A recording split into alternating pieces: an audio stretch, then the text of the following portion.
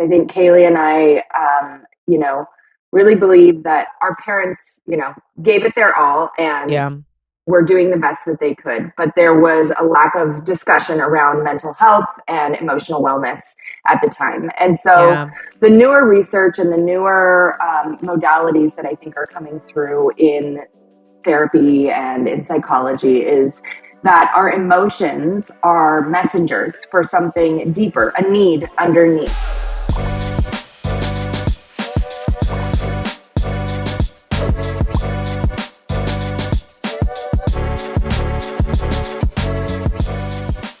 Oh, we're back. We are back on the Still Coloring podcast. We got a special episode. And I do just want to note that this is like an inaugural thing. Actually, that's not even the word that I was trying to use. I'm not sure what word I'm trying to use because I don't have any brain cells as a mom of two. But this is like a historical moment. That's the word I was looking for because I've never actually interviewed two people at one time.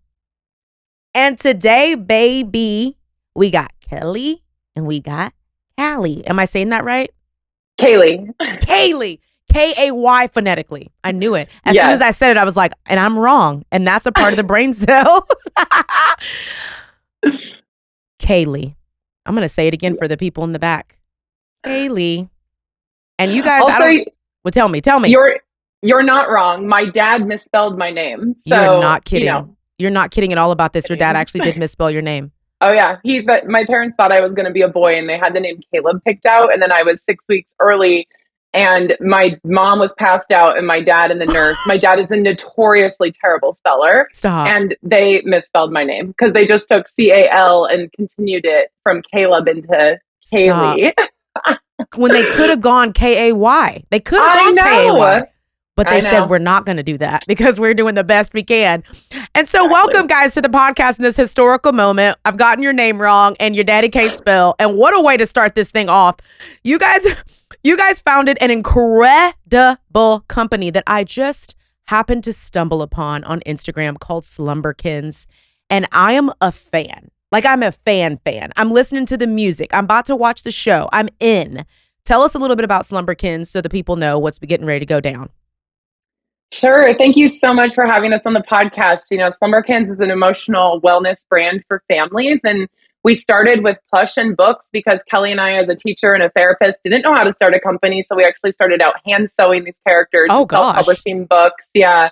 About 8 years ago now. And then we've turned it into, really fun characters for families to connect with that show up now on Apple TV Plus. And now we have a music album out. And so it's really fun and creative for us to expand the lessons and learning in that way. I'm screaming. I'm excited. Why am I so excited? I'm just excited.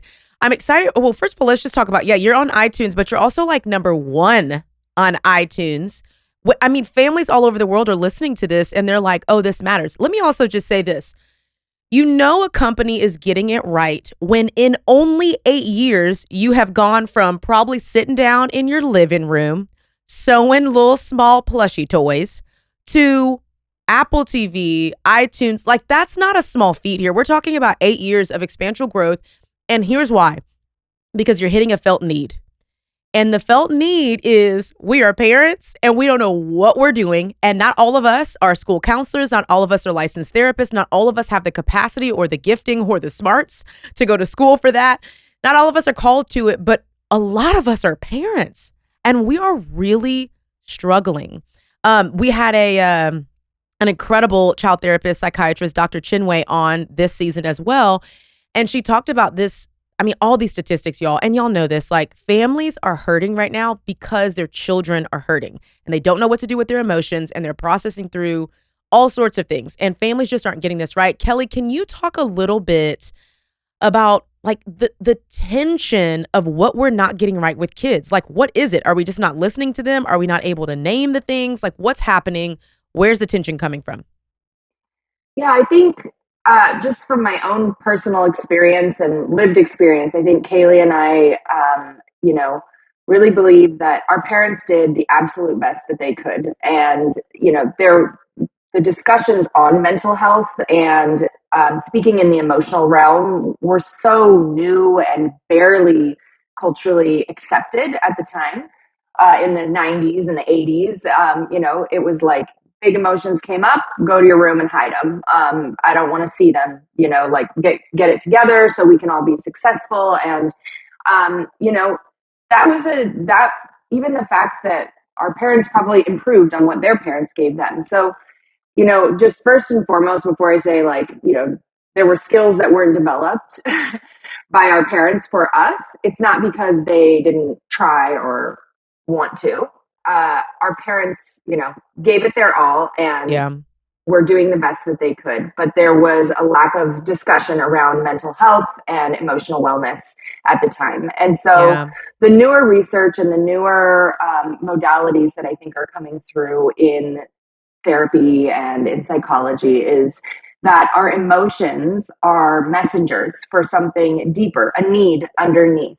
And it's not that emotions need to be controlled, they need to be held and understood.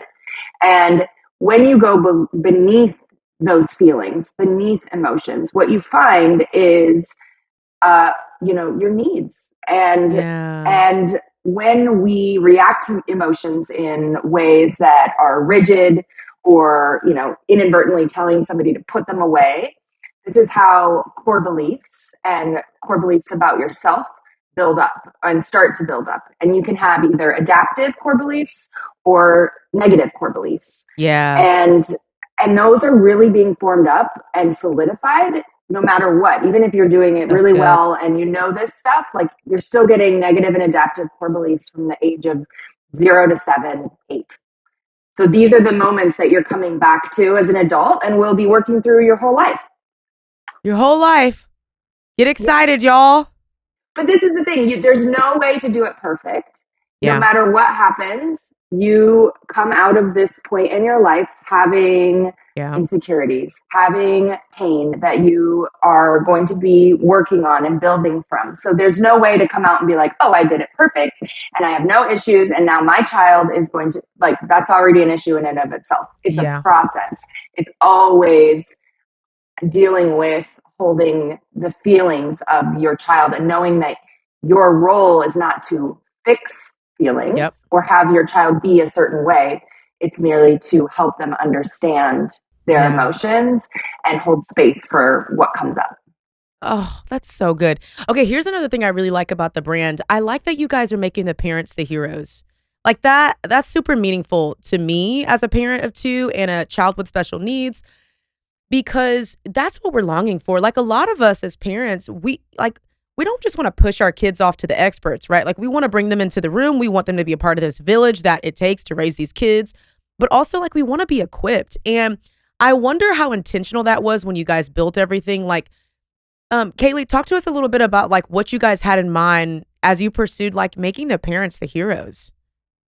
Yeah, that goes back to our experience as educators. So I worked in a therapeutic day treatment school, and Kelly was a therapist working as a school counselor. And so often with the families that we worked with, they wanted us to be the experts to fix their kids, Yep. to really like, they wanted us to just tell them what to do or tell their kids what to do.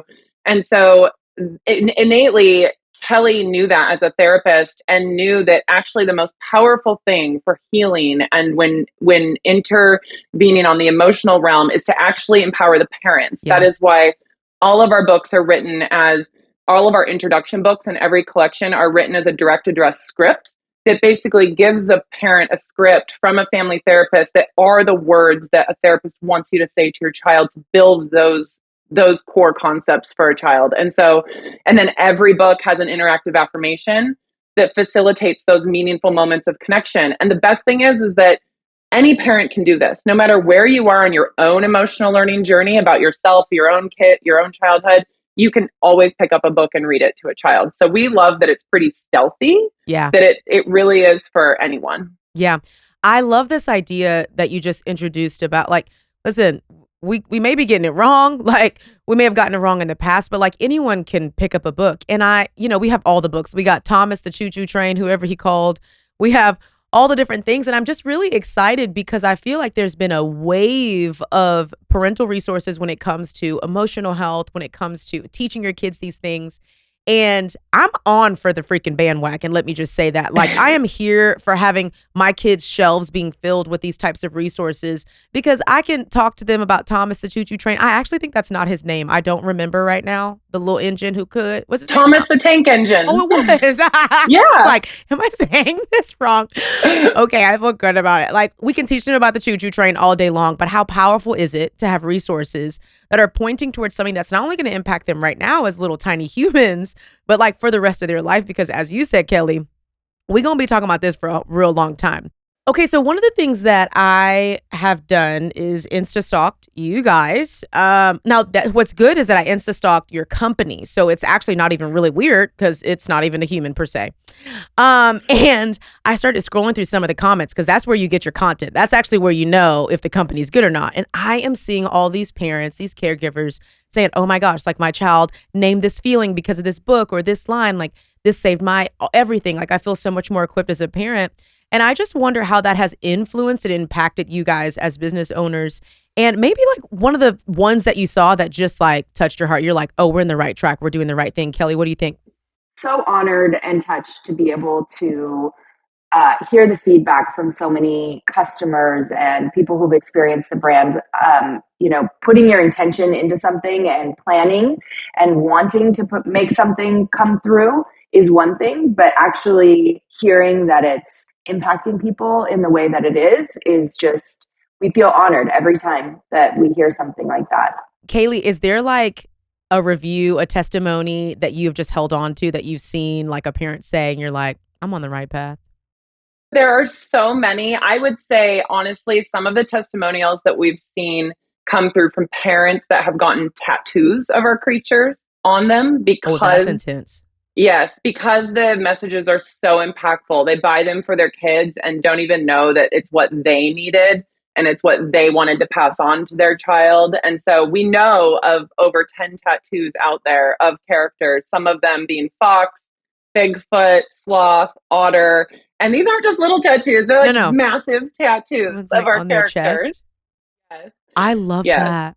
Y'all have raving fans. That's what the people say. You got to create raving fans, and they're raving fans. Okay, you said something, though, that I want to lean into. One of the hot topics around like the whole mental health space is like reparenting, right? Like reparenting your own inner child by parenting your kid. I know that's what these resources are doing. I wonder if that was an intentional thing. Like, did you guys expect that people, parents like me, would be, reading these books and sharing these resources, and then they were just like, well, that was for me. Like, that healed something on the inside of me. Kaylee, what do you think? Yes, absolutely. Kelly for sure wrote the books with the intent that it would hit the parents as well. That's when she was speaking to them being written with systemic like thinking and the way that she would do therapy. Also, as an example, a personal example, our Bigfoot collection, which is that helps kids and families build self-esteem, was based off of an experience that I had as a child where, I'm 6'2". I was literally 6 feet in sixth grade. I was Bigfoot. And in sixth grade? Yeah. And kids, they are going to say things like kids say things and they don't know how it lands and how it hurts other kids' feelings. And so, my best friend at the time told me that I was buff. And then she explained that buff meant big, ugly, fat fellow. And it was thanks. So, BFF. Yeah. It was so painful. I remember going home that day and crying and just, in my mom's lap, just telling her how much I hated being tall. I hated myself. And my mom did positive affirmations with me back then to build up my self-esteem. And so that was the inspiration around putting affirmations in the books and the Bigfoot storyline in general that then carried through because I needed that healing. I need those affirmations. Every time I read the Bigfoot affirmation, I feel that little twinge in my heart. I know. And then I'm so proud when I am now reading those stories with my kids and they're proactively saying these things that, like Kelly was explaining around the core belief system, that if you say it enough, you'll believe it. So it's a preventative thing for our kids now while we're all healing our own inner wounds from childhood. Because we all literally are at the same time. It's like a millennial wave of us like, we're going to get this right. We're going to get this right for little Toni and little Callie, no matter how her name is spelled. And we're just going to get it right. We're going to get it right. Yes. I love it. Okay, here's something that you're also saying that I think parents need to pay attention to. Like, yes, we're not going to get it right. We won't be perfect. But if we can hold a posture of being on the offense and not the defense, I think we're getting something real right, right? Like when we say, I'm going to invest my money in purchasing books for free. I'm going to go on iTunes. I'm going to listen to this music and I'm going to watch this on Apple TV. We're really like parenting on the offense. And I think that's what our kids need. Maybe not perfection, but they just need us to be like, we're trying to get this right, even though we may not always, but we're on the offense here. Okay, Kelly, you're writing these books. First of all, you're so brilliant. I wrote one kid's book, y'all. Okay, it just came out. And I still feel like I don't have all the brain cells back from everything that I said. What? I had to bring in reinforcement. I had to bring in a writing girl. I was like, sis, how do you make these sentences make sense for these small kids? Okay. Like it was so hard. Kelly, when you were writing these books, like who did you have in mind? I really was thinking, I always start with thinking about the emotion or the Mm, intention that I'm wanting that's for good. the reader or the readers, the people who are receiving it to have. And it always centers around like hopefully a therapeutic, deeply connected moment, and what we're trying to get at that moment. And so honestly, like I don't know what it is, but I have always been like when I write my journal and stuff, I Yeah. always do the best when it was rhyming. So I'm like tuned into some rhyming channel like in my Oh brain. my God. That And just comes so out of you yeah, rhyming? it Well, I used to yep. be a freestyle rapper, but okay, go ahead. So maybe I'd be good at that too. I don't know. Just like That's what I'm saying. turn it on and We may bust something at the end. Keep listening to the episode, y'all. Something may go down at the end.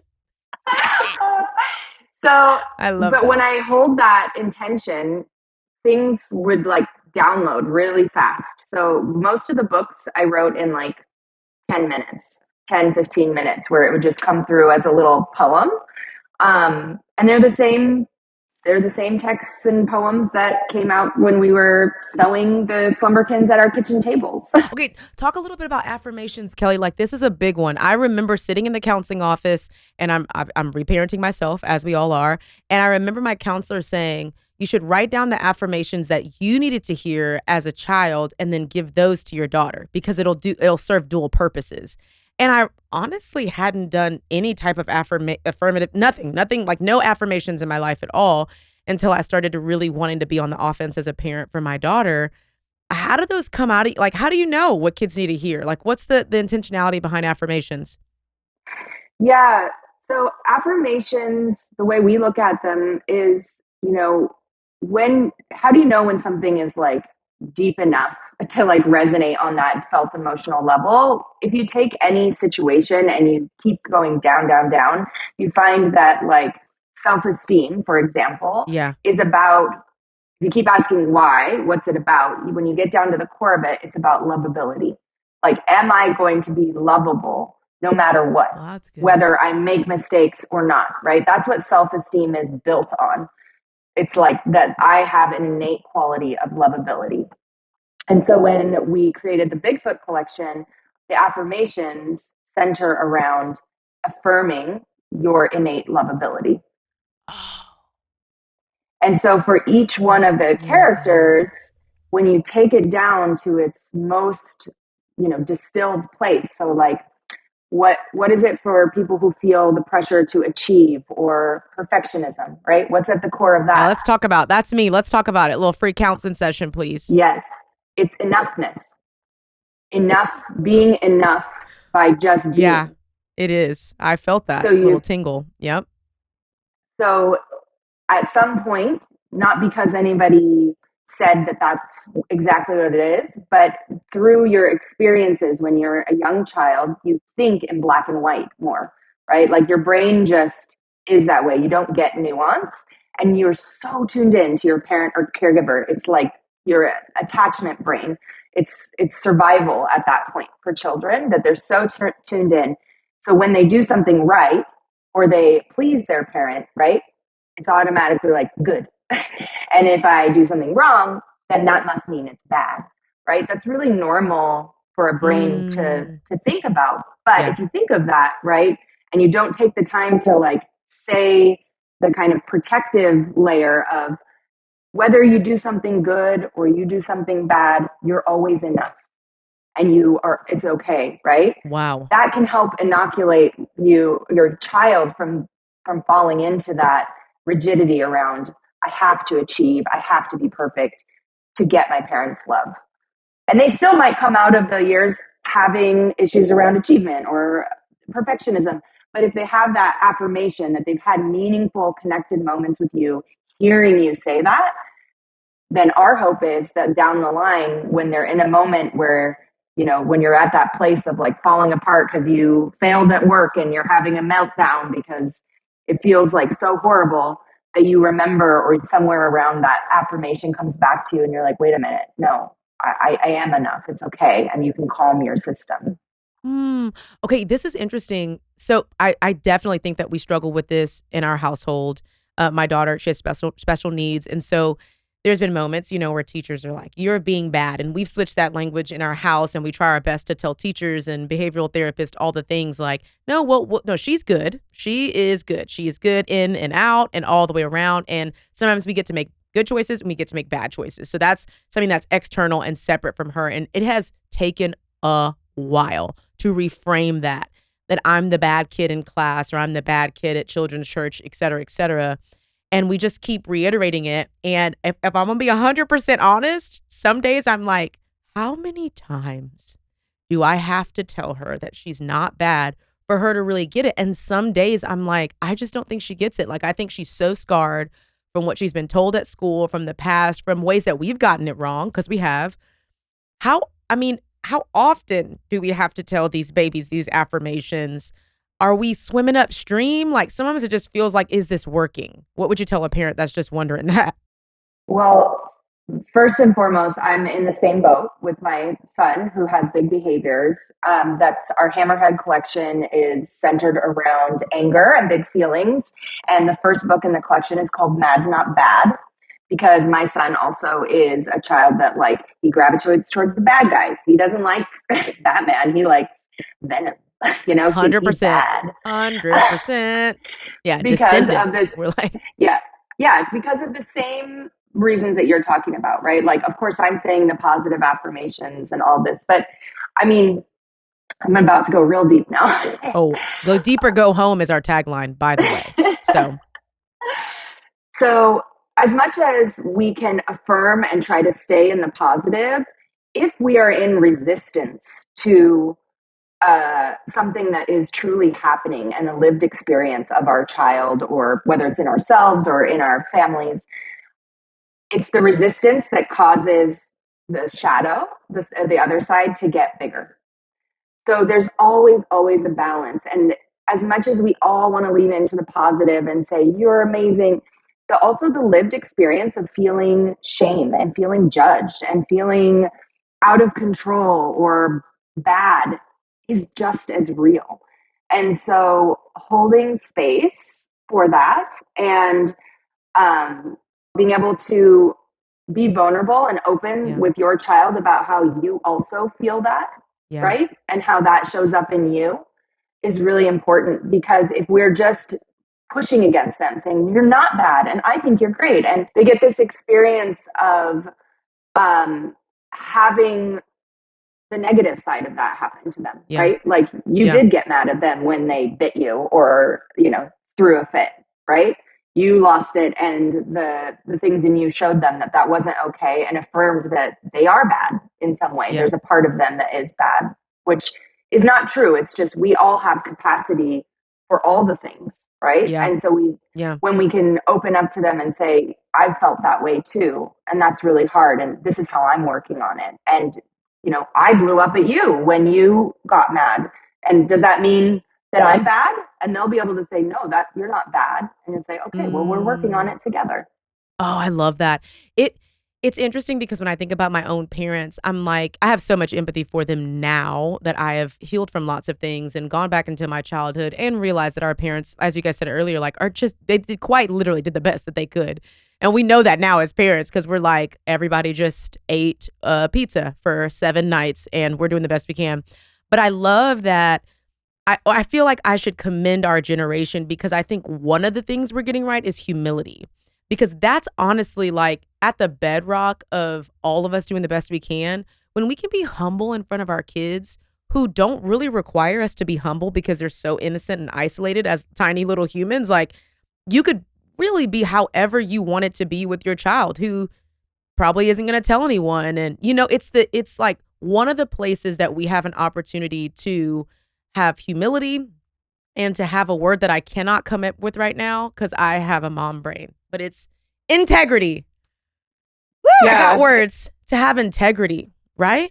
Yeah. Mhm. Yeah, Kaylee. And moments, and Kelly always says, and this is like one of the tidbits of gold that me as a mom and parent has taken away for myself, is that the positive attachments that we build with our children, the most impactful thing for them are those moments of repair. Those moments where we show our child what it What? looks like to apologize to them when we've said or done something Yeah. that, we want to model that behavior for them. And in doing so, those moments of repair build trust and those positive, secure attachments that we all want with our children. Oh my gosh, And that's good. yeah, and I would just add too, I was a former special education teacher that worked in the behavior realm in schools. And, we believe deeply that kids do well if they can. If there is a behavior, it's just a behavior's communication around a lagging skill or emotional need that's unmet. And advocating for your child can be so exhausting for Oh, I people know. that don't understand. So big props to you. Yeah. It's amazing what you're doing and stepping in for your child because you have to. You must. I mean, well, no Yeah. one's gonna care for your child like you will. And one of the things I hear a whole bunch from like our behavioral team at school all the time is like, "Thank you for being so involved." And I'm like, "What? Yes. Aren't other parents not involved? What they doing?" Yeah. And they were like, "Sometimes it's not even that. Sometimes they're just so embarrassed. They're so ashamed that they don't want to face what's happening, what behavior their kids, showing at school, what tensions they're having with teachers, et cetera, et cetera." And I'm like, "Oh no. Like, we about to get this right. Like, Yeah. whatever we need to do." Okay, here's what I'm really excited about. Downloading the Affirmations app because I have a bad memory. I also have mom brain, as you guys have seen a couple times here on air. And I have this calendar invite to myself at 8 a.m. every morning that says affirm Dylan. And inside of it, I have our little notes and I wrote down all the affirmations that I've given her. And that's taken a few steps. Okay, I got to figure out what affirmations to say. I got to remember it. I'm so excited about an app that has it all housed there for me. And that's something brand new that you guys are rolling out. Kaylee, please tell us all about it. I genuinely cannot wait. Yes. So our free affirmation app that's available on Apple devices is just a labor of love. It's free for anyone. The affirmations, each character has two that kids can say, and then it records, and then they can watch themselves back. Which we love that kids can watch themselves back, and then they can kind of start to memorize them, and then Yep. you can share them with friends or family over like, look at what my child said. And they each affirmation matches the books in the Slumberkins universe of publishing. So if an affirmation is hitting in a way that you're like, ooh, I want to go deeper with that, then okay, maybe that's a collection of books that I want to explore from Slumberkins. But we wanted it to be free and easy to use. As educators, we're trying to always make things more accessible for families to be able to experience these things. I love that so much. And I'm so excited about it. I hope everyone downloads it. We'll have it in the show notes. Because again, like I think one of the things I genuinely feel like every parent wants to be a good parent. And maybe like I'm naive. My friends call me a Teletubby because I feel like I'm like, we're just all doing the best we can. We are good. We're trying. I feel like every parent wants to be a good parent. I also feel like there are parents that don't have the resources to be that. And even as an African American woman, like all of I gotta tell y'all, like my white friends, oh my gosh, I got some white friends at around 24 years old. And one of the things that they contributed to me in the greatest way is access to counseling, resources. I remember I had a mom, she was like, "Hey, you should really go get your daughter tested." And I said, "For what, sis? She don't have AIDS. I don't have AIDS. I don't know what y'all mean." She was like, "What?" I'm like, "Okay, I thought that's what you were talking about." Because in our community, that's what that means, okay? She's like, "No, Yeah. like tested for her being on the spectrum." And I was like, "What?" And she gave me all these resources. And time again, it's been really beneficial to have resources. And I feel like that's what you guys are providing to a whole generation of parents. We're going to talk about the last question. You both can answer this. What is the greatest resource that you can offer parents to help their kids? This is like anticlimactic, to help their kids with They're little kids with big feelings. It could be Slumberkins. It could be something else that you're practicing. It could be whatever. What do y'all think? We'll both have different answers to Okay, this, this is but good. I would just say, because I really think all of us parents, like you said, we're doing well if we can too. And it comes down to resources and knowing the things or having access to things. We're all perusing around Instagram, liking the therapist, say this, not that, like all these different like courses. But when it comes down to it, when you're parenting and you're triggered in a moment, it can be hard to remember what you should have said. And I think that's where when something tangible is in your hands, or you can go to something and you bring it in and use it in the moment so that it kind of supports you as the parent in the Yeah. moment too. I would say like anything that comes in, it can be Slumberkins, it could be something else that you lean on. I would just say like, remember that you need your oxygen mask too as a mom. Like you need the self-care to be able to show up That's and good. do these things for your child. So one of the biggest resources is the mom's self-care routine, or dad or parents' self-care routine. I love this. So hold on. I fly a whole bunch, and you said you need the oxygen mask too. And I just want to make sure that someone who didn't catch it, like I did not in that moment, like on an airplane, they literally tell you put the oxygen on yourself first and then try to save your kid. And our instinct is, let me give it all we got. Like, I got to save my kid. I got to grab him. And it's like, well, you're not prepared to. You're not Yeah. prepared to save them yet. That's good. Okay, Callie, I'm with you on that. All right, Kelly, what you got for us? I would say that your presence in moments of anything with your child. And it doesn't have, Yeah. that doesn't mean that none of us are superhuman where we can be mindful and present all the time. But even if it's 5 minutes, 10 minutes of time where you let go of your expectations, your thoughts about anything, and just join your child in their world, it is so beneficial to them. We forget what it feels like to be children, and it's hard. They're striving to be good and to be adults and to learn, and we're teaching and pushing, and we forget to slow down and just join them and be with them in small moments. So I Yeah. would say that is one of the biggest therapeutic interventions that we always told to parents or trying Yeah. to get parents to do, and it makes a world of difference. Oh, that's so good. We call that, we've talked about this on the podcast before, the power of withness. Like witness. That's really, really good. Okay, good stuff, y'all. Well, I'm just gonna encourage my people right now to get all the things. Okay. I'm gonna be honest with y'all. I'm about to download this app for sure. The Hammerhead collection. We got some anger over here, and I'm gonna get it. And I'm gonna get it, and we gonna talk through it because anger is a hard thing over here. But I do just want to publicly here on the podcast, like, thank you guys so much. Like, obviously, I'm excited to support women that are creating amazing things, and in 8 years, you've accomplished so much. But I just want to thank you as a parent, woo, because it's like really hard, like Yeah. really, really hard. And so, well, I cry a lot on the podcast, so all the listeners are fine. They're like, oh, here she goes again. Because these are like really real struggles, And so I'm just really grateful. And I was like, oh, I got to get him on the podcast. Like, I need to tell the world I'm in. But I want you to know that before I was an interviewer, I was a consumer. And it's helping me, and it's going to help my daughter so much. And so I just want to thank y'all so much for being on, being you, like fighting for this for the next generation. It's just real good stuff. So thanks for being on the Still Coloring podcast. Thank you so much for having us.